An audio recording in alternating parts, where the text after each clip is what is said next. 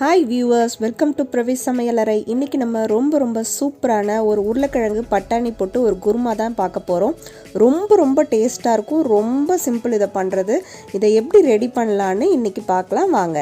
First குருமாவுக்கு தேவையானதில் அரைச்சிக்கலாம். ஒரு கைப்பிடி தேங்காய் எடுத்துக்கோங்க. இதோட 2 பச்சை மிளகா ஆட் பண்ணிக்கோங்க.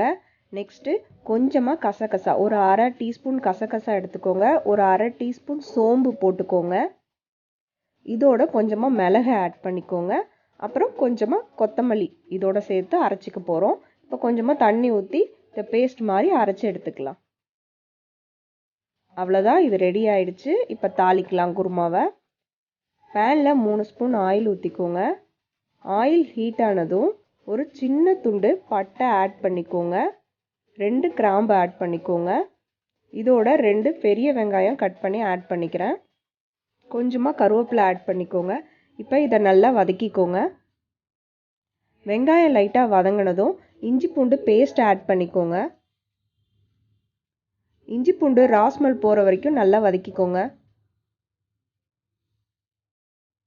நெக்ஸ்ட்டு இதோட 2 தக்காளி நம்ம ஆட் பண்ண போகிறோம். சின்ன தக்காளியாக 2 தக்காளி நான் இதில் ஆட் பண்ணிக்கிறேன்.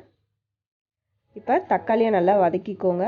குருமாவுக்கு தேவையான சால்ட் இப்போ ஆட் பண்ணிக்கோங்க.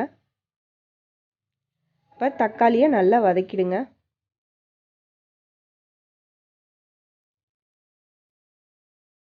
வெங்காயம் தக்காளி நல்லா வதங்கிடுச்சு. மசாலா ஆட் பண்ணிப்போம். 2 ஸ்பூன் குழம்பு மிளகாய் தூள் ஆட் பண்ணியிருக்கேன். கொஞ்சமாக சிக்கன் மசாலா ஆட் பண்ணியிருக்கேன். இப்போ மசாலாவை எண்ணெயில் நல்லா பெரட்டி விட்டுக்கோங்க. இதோட நம்ம பட்டாணி உருளைக்கிழங்கு ஆட் பண்ண போகிறோம். நான் ஆல்ரெடி பட்டாணி உருளைக்கிழங்கை 2 விசில் வேக வச்சு எடுத்து வச்சுருக்கேன். இப்போ அதையும் இதோட சேர்த்து ஆட் பண்ணிக்கலாம். உருளைக்கிழங்கை இது மாதிரி சின்ன பீஸாக கட் பண்ணிக்கோங்க. ஒரு 2 பீஸ் மட்டும் எடுத்து நல்லா மசிச்சு விட்டு ஆட் பண்ணிக்கோங்க. இப்போ மசாலாவை நல்லா உருளைக்கிழங்கை பெரட்டி விட்டுடுங்க. போதும். இப்போ தண்ணி ஆட் பண்ணிக்கலாம். ஒரு 2 கிளாஸ் நான் தண்ணி ஆட் பண்ணிக்கிறேன். நம்ம தண்ணி தாராளமாகவே ஆட் பண்ணிக்கலாம். ஏன்னா நம்ம தேங்காய் கசகசா போட்டு அரைச்சிருக்கோம் இல்லையா, அந்த கிரேவி ஆட் பண்ணும் போது இன்னுமே கெட்டியாயிடும். தண்ணியை ஆட் பண்ணிவிட்டு உப்புலாம் கரெக்டாக இருக்கான்னு செக் பண்ணிக்கோங்க. பத்தலைன்னா இன்னும் கொஞ்சம் கூட ஆட் பண்ணிக்கோங்க. இதோட நான் பெருங்காயத்தூளும் ஆட் பண்ணிக்கிறேன். ஏன்னா பட்டாணி உருளைக்கிழங்குலாம் போடுறோம், அதனால் கொஞ்சம் பெருங்காயத்தூள் ஆட் பண்ணிக்கோங்க, நல்லது.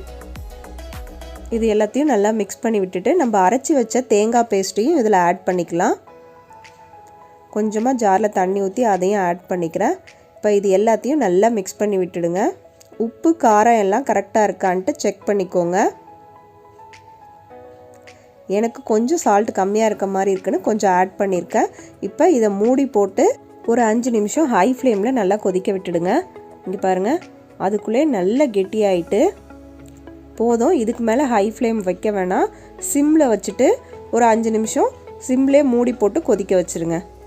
எண்ணெய்லாம் நல்லா பிரிஞ்சு மேலே வந்துடும். இந்த குருமா பண்ணுறது ரொம்ப சிம்பிள். இங்கே பாருங்கள், 5 மினிட்ஸில் நல்லா எண்ணெய் பிரிஞ்சு மேலே வந்த மாதிரி இருக்குது. இதோ பாருங்கள், அவ்வளோதான்.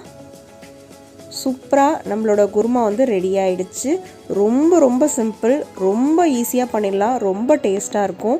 நீங்கள் ஹோட்டல் போயே சாப்பிட மறந்துடுவீங்க, அந்தளவுக்கு இந்த குருமா டேஸ்ட்டாக இருக்கும். இது சப்பாத்திக்கு, இட்லிக்கு, தோசைக்கு எல்லாத்துக்குமே ரொம்ப சூப்பரான சைட் டிஷ்ஷுன்னு சொல்லலாம். கீ ரைஸ் மாதிரி பண்ணி கூட இதை நீங்கள் சைட் டிஷ்ஷாக வச்சு சாப்பிட்லாம். லஞ்சுக்கு கொடுத்து அனுப்பலாம், குழந்தைங்களுக்கு விரும்பி சாப்பிடுவாங்க. அந்தளவுக்கு ரொம்ப டேஸ்ட்டாக இருக்கும். இங்கே பாருங்கள், கரெக்டாக பர்ஃபெக்டாக இருக்குது எல்லாமே. இந்த குருமாவை கண்டிப்பாக உங்கள் வீட்டில் செஞ்சு கொடுங்க. எல்லாருமே அசந்து போயிடுவாங்க. எப்படி இருந்துச்சுன்னு கமெண்ட்ஸ் பண்ணுங்கள். மறக்காமல் பிரவேஷ் சமையலறைக்கு சப்ஸ்கிரைப் பண்ணிவிடுங்க. Bye friends.